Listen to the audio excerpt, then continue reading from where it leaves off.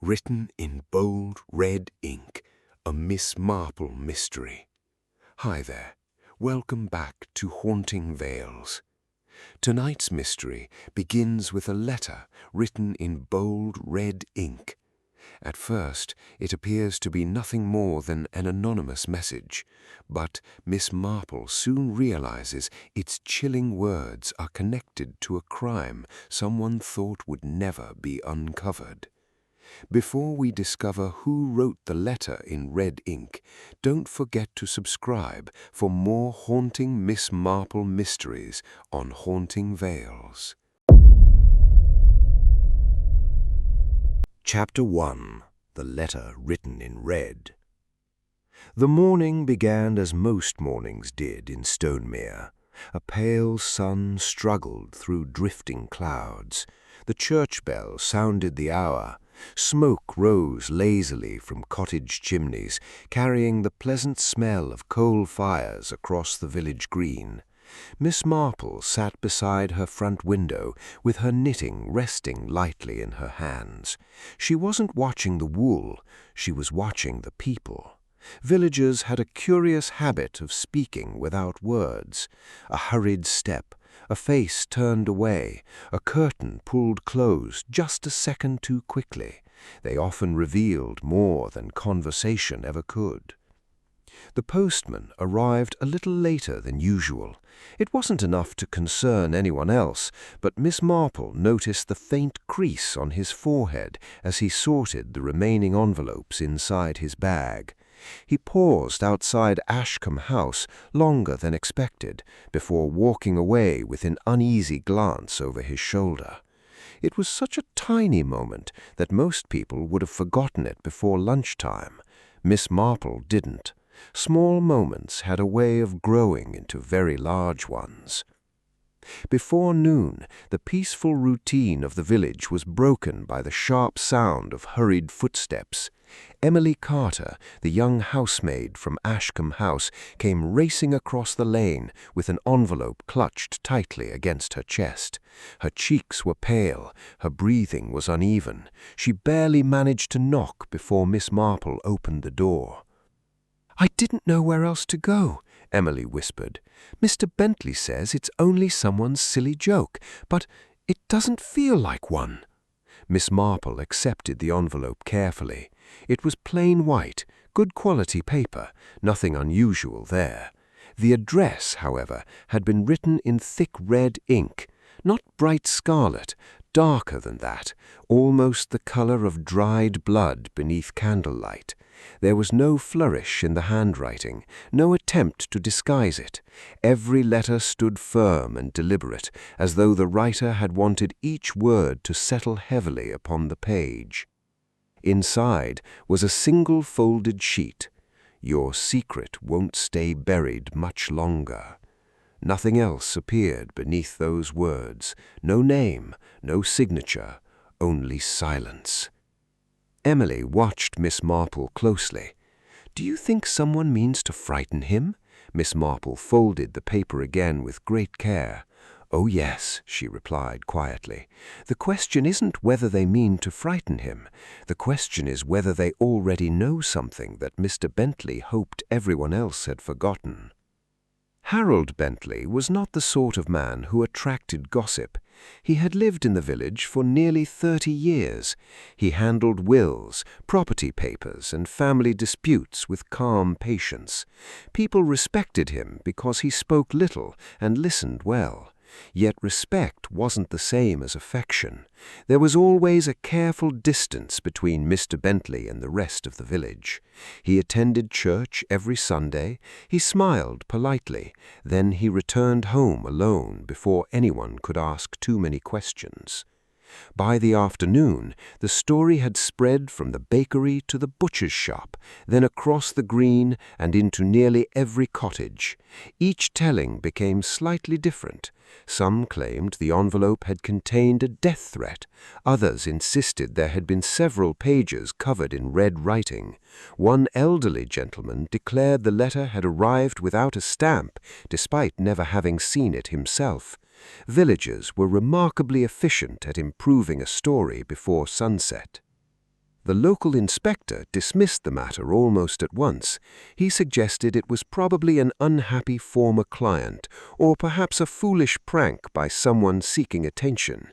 Harold Bentley accepted that explanation with a nod that seemed almost too eager. His relief looked forced. Miss Marple noticed that as well. Innocent people often became annoyed when accused. Guilty people were usually grateful when others stopped asking questions. Late that evening, as the last light faded beyond the hills, Miss Marple found herself thinking less about the words and more about the ink. It had been unusually thick, fresh enough to leave the faintest mark against her glove. That troubled her. Ink carried through the post should have dried hours before reaching its destination. It hadn't, which meant one simple thing. The letter hadn't traveled very far. Whoever wrote those words was still close, close enough to watch the village, close enough to know Mr. Bentley's habits, and close enough, perhaps, to write another letter before anyone realized the first one wasn't a prank at all. Chapter 2. The Secret That Refused to Fade. The second letter arrived the very next morning. It was delivered to the village doctor's surgery just before 9 o'clock. The waiting room was already full. Mothers with restless children, an elderly farmer complaining about his knee, a young couple whispering to each other near the window. No one noticed the plain white envelope resting quietly on the reception desk until the doctor himself picked it up. The moment he saw the red handwriting, the color drained from his face. He tried to smile. It didn't last. His fingers tightened around the envelope before he carried it into his office and shut the door rather too quickly. The patients exchanged curious glances. Within minutes, word reached nearly every corner of Stonemere. Another red letter. Another respected villager. The inspector, now slightly less confident than the day before, hurried across the village to investigate. Inside the envelope was another single sentence. "You remember what happened. I do too." The doctor insisted he had no idea who had written it. He claimed it was nothing more than cruel mischief. Yet his voice carried an edge that hadn't been there before. Miss Marple listened without interrupting. She'd heard fear often enough to recognize it. It rarely sounded loud. More often, it crept into the smallest words and settled between them. The inspector questioned everyone who worked at the surgery. No one admitted seeing the envelope arrive. The postman swore it hadn't passed through his hands. That changed everything. The first letter might have come through the ordinary post. This one certainly hadn't. Someone had walked into the surgery. Someone had placed the envelope there while everyone was distracted. Bold, calm, familiar enough to the building not to attract attention. Miss Marple spent the afternoon doing what she did best. She wandered. A stop at the bakery for a loaf she didn't really need, a quiet chat outside the florist's shop, tea with an old friend whose kitchen window overlooked the village green. None of it appeared connected, yet every conversation added another small piece to the puzzle. It was a schoolboy who offered the first useful detail. He mentioned seeing a woman leaving the stationer's shop carrying a bottle wrapped in brown paper. She wore a dark coat despite the unusually warm weather. Gloves covered both hands. As she reached for the door, one glove slipped slightly. The boy noticed the tip of one finger stained dark red. He assumed she'd been painting something. Children notice remarkable things because they hadn't yet learned which details adults considered unimportant. Miss Marple thanked him and walked slowly to the stationer's shop. The owner remembered the customer immediately. Red writing ink wasn't something he sold every day. The woman had paid in old silver coins, counted carefully on the counter. She'd spoken very little.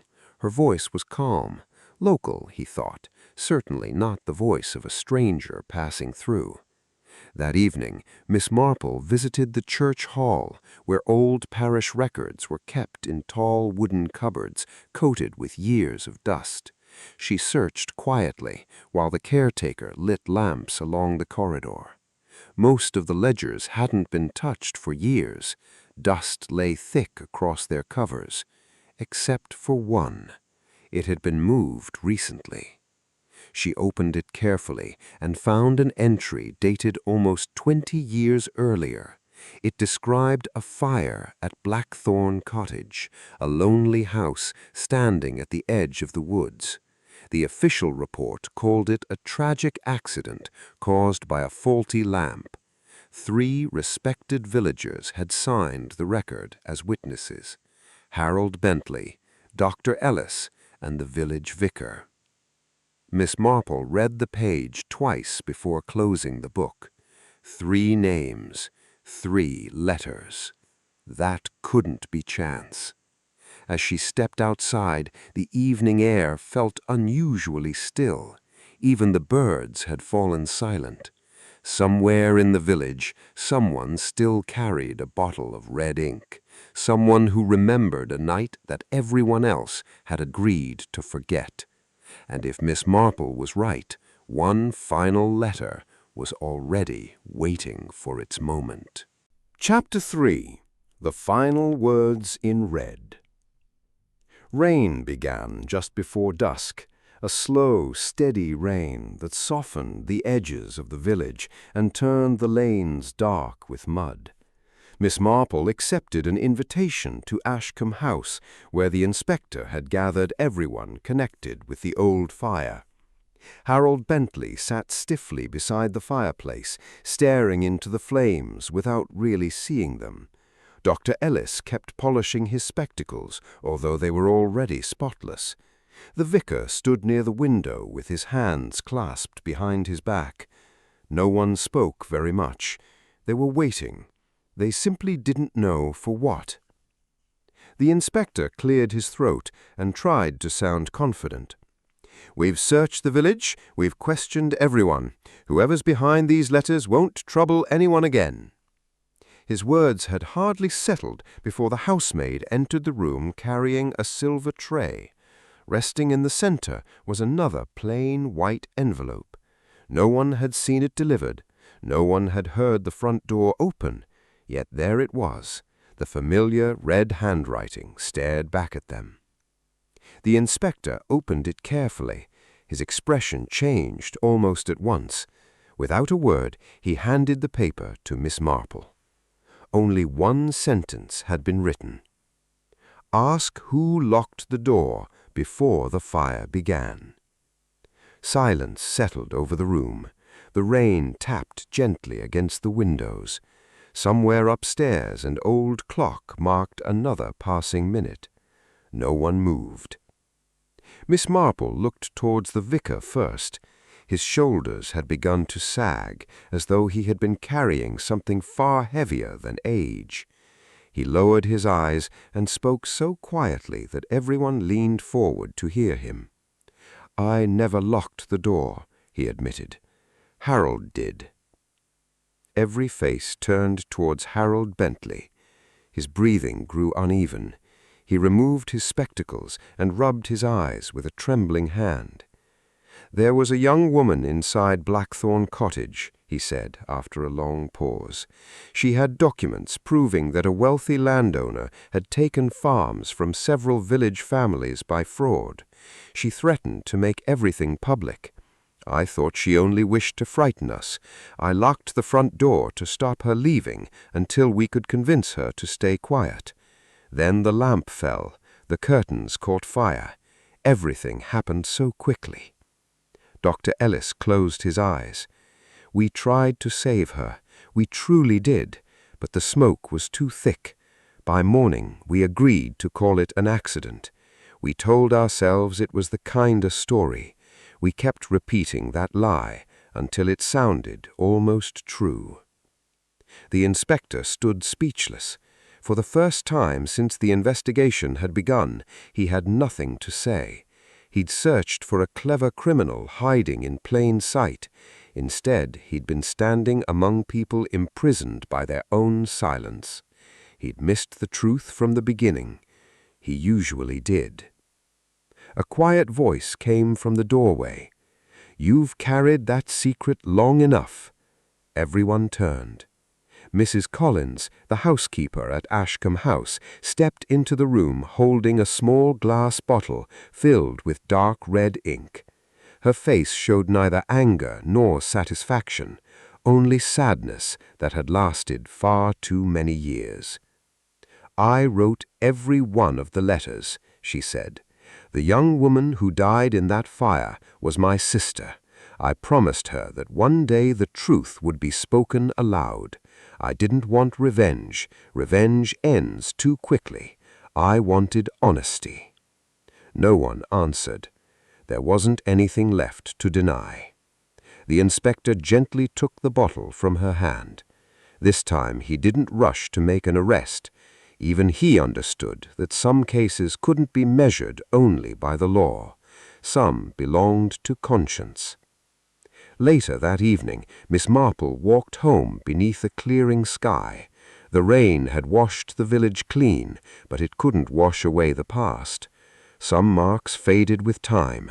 Others waited patiently beneath the surface until the right hand picked up a pen and wrote them down again. If you've enjoyed solving this mystery with Miss Marple, do subscribe and join us for the next case. Leave a comment and tell us when you first guessed who was behind the red letters, because somewhere in another quiet village where everyone believes yesterday has been forgotten, a fresh sheet of paper is waiting, and someone has just uncorked another bottle of red ink.